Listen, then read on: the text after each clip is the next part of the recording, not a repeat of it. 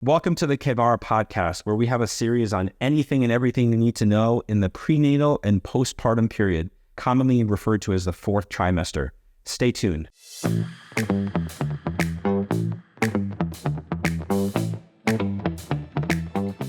Hello, everybody. I'm Dr. Kevin Carnevale with Kevara, and I have a very special guest with me today. This is Dr. Desiree Pabin.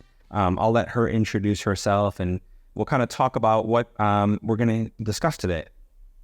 I'm Dr. Desiree Pabin. I'm a pelvic floor physical therapist. I'm board certified in women's health physical therapy, and I've been a PT for 10 years. I met Dr. Carnevale treating his wife a few years ago. Exactly. So I think this is a totally underutilized specialty, pelvic floor therapy. It's actually utilized in Europe, especially in France. It's almost like part of prenatal care and postpartum. Every single patient gets to see somebody like Desiree and get treated, which I think is really important. Unfortunately, here in the States, it kind of goes by the wayside here. Like she said, I had the opportunity to meet Desiree, and she helped my wife. She had some really bad sciatica pain during pregnancy, and she helped immensely. So this is something that I think is really important, and we'll probably have her on for a few episodes, and we're going to talk about a lot of different things in the postpartum period that I think you all will benefit from. But I think today what Desiree prepared is some postpartum pain, the common things that unfortunately aren't really addressed in your postpartum visits or even prenatal care visits. But this is what she does on a day in and day out basis, and I think you all will benefit greatly. So with that being said, we'll kind of let Desiree kind of lead the podcast here and kind of talk about some of these things, and we'll have some follow-ups. Okay, so my whole goal is things that you maybe didn't know that you wanted to know or needed to know, educational pieces to help you advocate for yourself or friends or family or your wife or anyone, right? So today's topic is talking about common pain after childbirth. There's 4 points. We'll decide if we break it into 2 episodes because I might talk too much. So the 2 main ones that I absolutely want to get through are perineal pain, and that kind of leads into some hemorrhoid stuff, and then common C-section pain.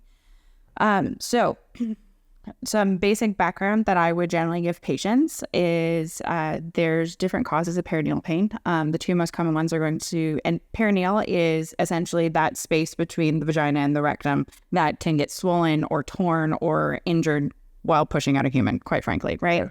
And so there's different grades of tearing that you might have on a scale of 1 to 4, 1 meaning skin, 4 meaning, as a lot of my patients tell me, hold a hole. Right. So with PT, there's a lot of research behind.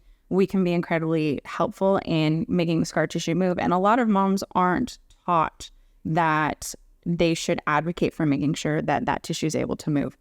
Just like you can have a scar on your knee or your shoulder, you can have that scar tissue not move, and therefore the muscle can't recruit, it can't stabilize, it can't kick in. Right. So you would come to somebody like me because you might have a symptom of incontinence, urinary urgency, straight up pain sitting, pain with intercourse after the 6-week mark when you get there, or even some stool loss or difficulty holding back gas. Those would all be triggers that I'd be like, did you tear? Right. And these things are actually all quite common. We talk to like 30 to 35% or something of patients. If, like she mentioned, we have, different grades of tears, 1 through 4. 1 is kind of just barely the skin, 2 is into the muscle, 4 all the way through, right? So vagina all the way through the rectum is a grade 4 tear. Right. But 30 to 35% of women become incontinent, right? With urine, fecal incontinence, pain is really significant. And, this is the person to help. And like I say, why do we not refer you? I don't know, but It's okay. This is going to help fix that because we're going to reach the masses, right? We're going to close the gap. So 30% of women will experience fecal incontinence at some point in their life, and it's more common if you had a grade 3 or grade 4 tear. A higher percentage, it's somewhere between 60 and 70% of women experience urinary incontinence postpartum. It's not always permanent, right? And sometimes it can resolve on their own with movement, and then potentially some of the exercises and things that we will talk about in the series that I get to hang out with you for. Yes. Okay, so, but if you end up with pain, if you have perineal pain specifically, whether you're in the hospital or you're just home, what the heck can you even do about it? Because you're uncomfortable and you have to take care of this little crying sack of potatoes and you have to recover yourself. And I love my child, I promise. Right. You don't think of her as a sack of potatoes.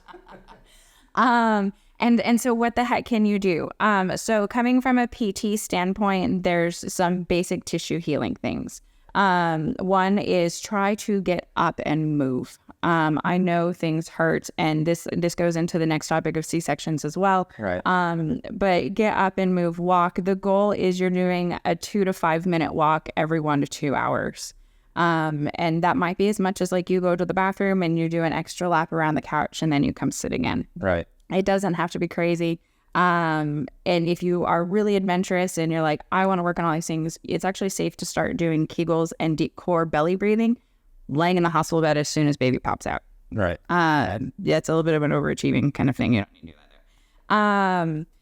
So get up and move. You can get up off your perineum while you're sitting as well. So you can use anything from your kid's boppy to one of the airplane neck pillow thing. You know what I mean? Yeah, right.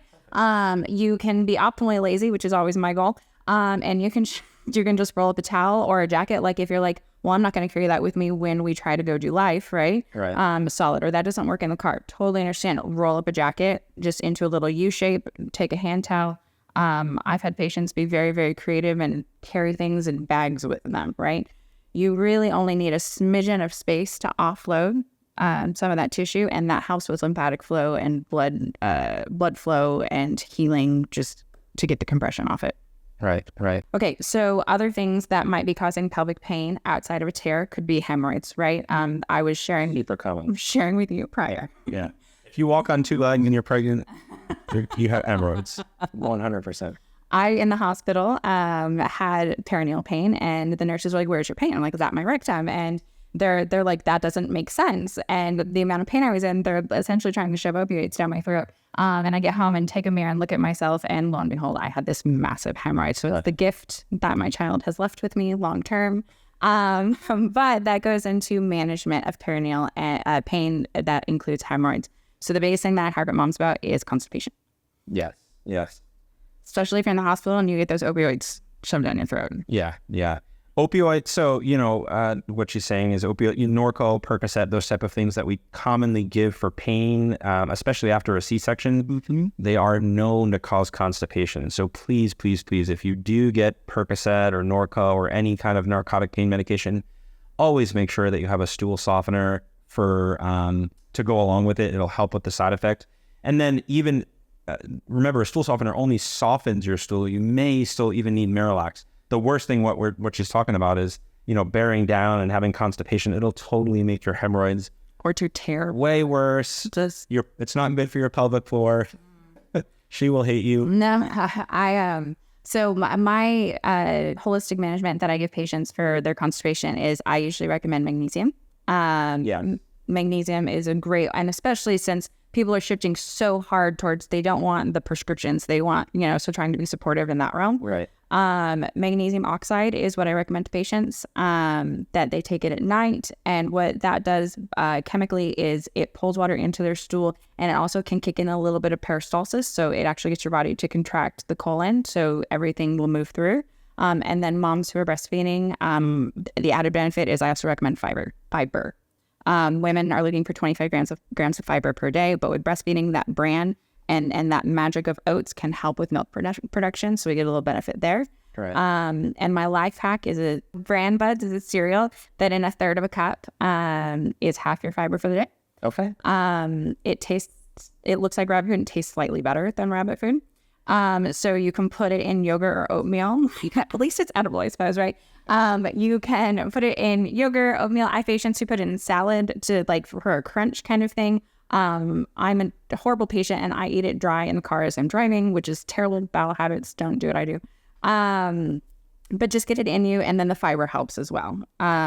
So that's one of my big things as far as for perineal pain overall. Make sure your stool is soft and avoid constipation, and obviously water for all healing things. Water. And then the biggest thing she mentioned is it sounds really, really counterintuitive, but getting up and moving early for both of us is very, very important, especially after a C-section. It's really hard, you think, probably just laying down and recovering, being purposefully lazy. It's amazing, but actually you will recover much quicker. Getting up, doing laps, whatever Dr. Pabin tells you to do here, it's really, really important for recovery.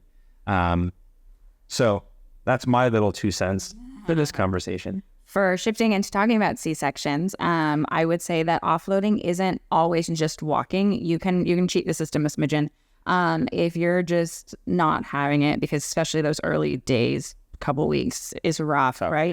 Yeah. You have a couple, you witnessed intimate life of that. Just laying on your side, laying on your back, not sitting, right? Right. You can sit up in a chair, then you can be in a recliner, you can lean back. You just kind of like wound management, right? Like just change the pressures that might be on the system because it is a wound. So you can lay on your side, you can lay on your back. If you don't have a C-section and you had a vaginal delivery, you can lay on your stomach, right? And obviously get up and move.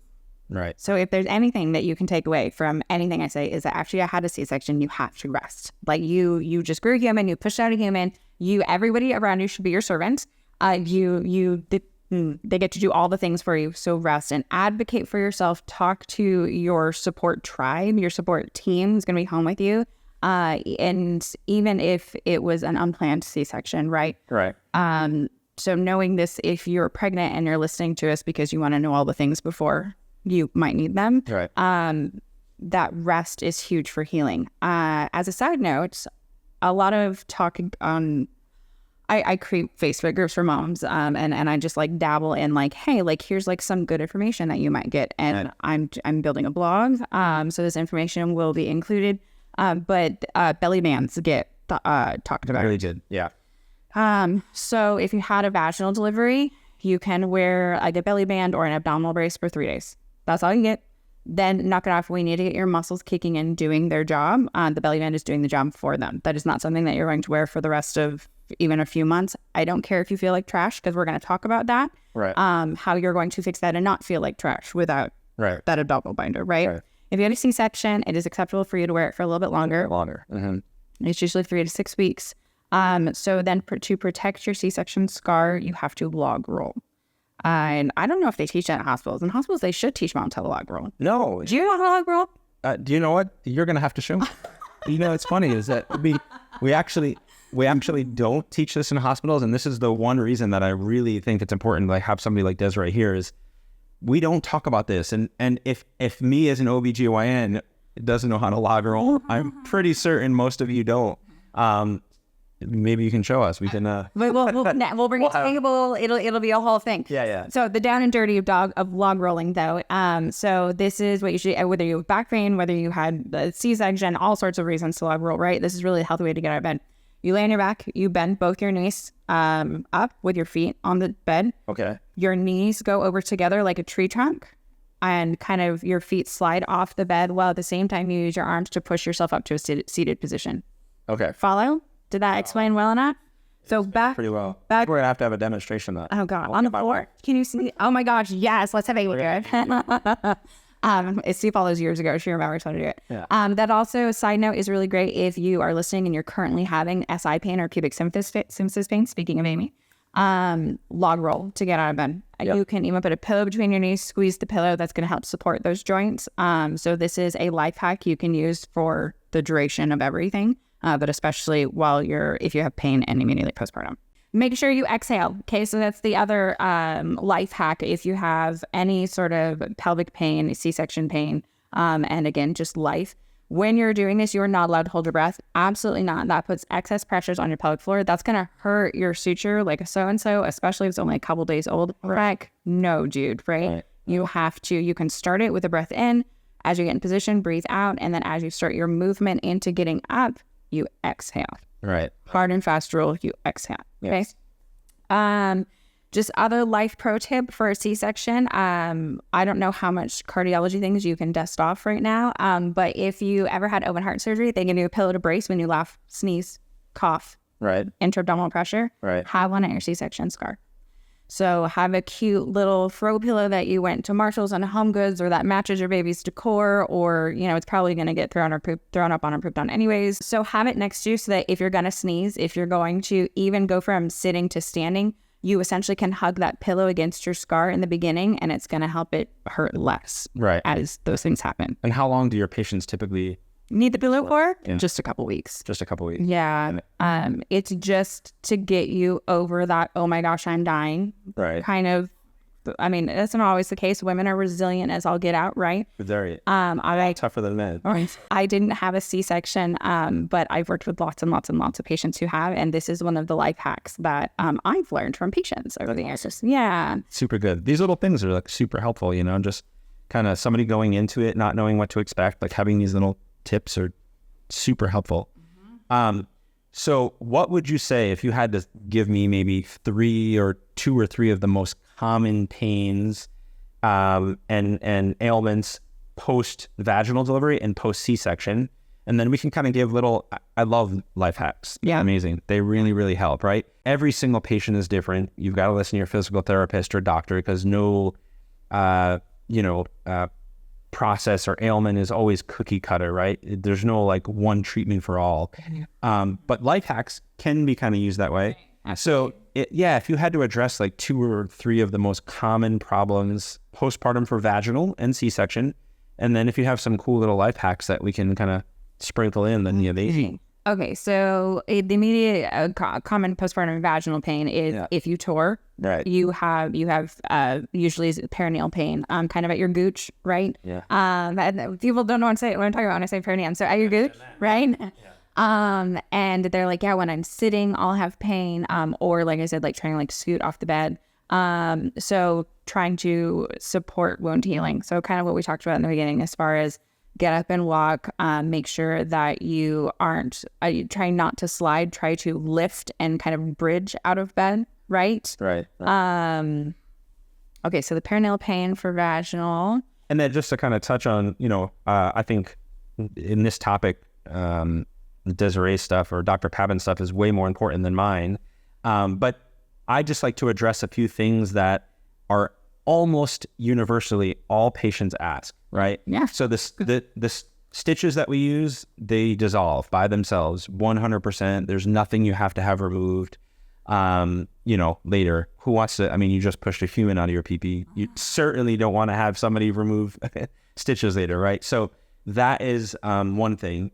The other thing that a lot of people commonly ask, episiotomies. We do not do them anymore. Hard pass. And if your physician wants to, kick them in the face. Second guess the physician. No, don't have your physician. But no, don't kick them in the face. I don't encourage that. But episiotomies are just not done anymore. And I would say I have done one in the last 7 years, and there was a really good reason for it. And mind you, I've delivered thousands and thousands of babies. We do not do episiotomies anymore. So please don't just consent to that. And if you want to know why, my analogy that I give patients is, so if you have a t-shirt and you cut the t-shirt and then you tear it, it tears easier. Yeah. Than if you just try to pull and tear a t-shirt. Correct. And so if you to understand why you don't want one, right, that's one. Right. Exactly. It actually heals much better if you just let it tear naturally, and and it's pretty common to tear. First or second degree lacerations, totally common. Super. And then we'll just send you to Desiree and she'll help you out after. But I'd like to address those 2 things because those are almost universally asked. Yes. I actually, a few weeks postpartum, went to the bathroom and wiped, and there was blue string on my toilet paper, and I had a smile of panic. I can't imagine what these moms who don't have this education experience, right? Which is kind of the purpose of this conversation. Exactly. Because I was like, WTF is coming out of my body, and why is it blue? The suture, yeah. The suture that we use is this, or the suture is a fancy word for it. The stitches are commonly, they're blue. And when they start to dissolve, like in the perineum, under the skin, they start to dissolve, then what's exposed on top will just fall out. And right. You'll wipe and you'll see a little blue stain. It's totally normal. Yeah. Part of the healing process, but we don't always explain that to you very well. And, having something like this where you can see and say, yeah, this is totally normal. It made me panic. Okay, so then common pain C-section. It just freaking hurts, quite frankly. The pressure and the swelling, once you get out, a few days and the body starts really taking over and healing as it should be. Sometimes you'll end up with like this, sometimes even like an it's called an induration. That's the fancy term for people who want to Dr. Google things. Right. But it's swelling right around the suture site. So you can actually do gentle lymphatic drainage yourself around it. So don't take, mom hands on the suture or the steri strips or whatever, but up around it, you can do small circles, clockwise, counterclockwise. I give 0 hoots. I don't care. Right. Yeah. And while you're gently trying to get that skin to kind of stretch and move, because the lymph vessels live right below the skin, you just let the skin. Do not dig. You don't need to dig. Boo. Just get the skin to move, and then do some deep belly breaths. You're going to get your core to engage a little bit. You're going to get your brain to find your pelvic floor and your deep core, but you're also going to get that lymph out and get that heaviness and that extra like pressure pain around your C-section scar. That's going to be one less thing you're having to deal with. Right. So that would be a life hack. And that's for any scar. Any scar. Absolutely. Yeah. I agree. Yeah. Super helpful. Massage it out. It'll scar less and you'll heal a lot quicker. Right. Quicker. Yeah. Once the scar is healed, another hack that a lot of people don't know. So once your physician says, 8-ish weeks, right? Your physician's like, your scar is beautiful. You're good. You're cleared, whatever. Get silicone scar tape. You can buy it on Amazon. Very helpful. Magic.